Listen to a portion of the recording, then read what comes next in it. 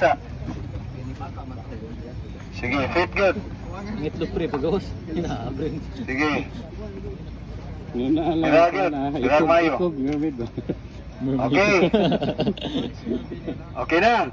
So, once na kani ma-fit, ilig-ingon ako og begin unya, no? Kay kani di mo pa man eh. So, up dayon. Up. Begin up. Okay. Karon, unsa man ka, right-handed, left-handed? Right-handed. So, that is your dominant hand. Right-handed. Right-handed. So, mao na imong dominant hand. Ang imong iuna is your non-dominant hand. Mo iuna.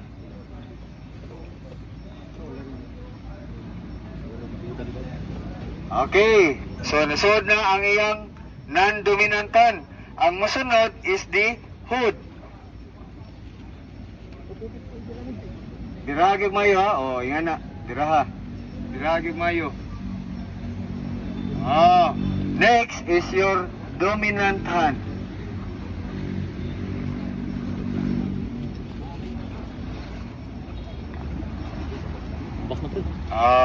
Okay.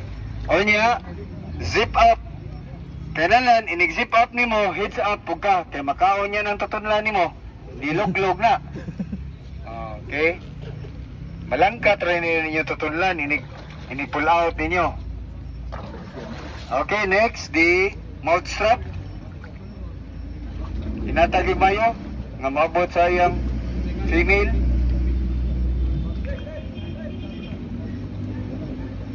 Nya karon duha ka squat. Kaduha, squat. 2 reps, go. Sige lang, basta na imo lang na-emphasize nga imong gitaod. Nganong mo squat man? Para ma-fit nimo, ikaduha mo gawas ang exercise niya. Air. Okay? Sa assessment, dili na gid kaniya itong gamiton. Kato na yung nindot gyud. Katong bag-o gyud. Kaya nga naman, palutawon mo. Okay? Dili ta palutawon. Sa paglutaw na apeting abliha. Okay? Sige, andan. Ang katong masunod, mao'y mo assist og hubo niya. Nila. Sige, go.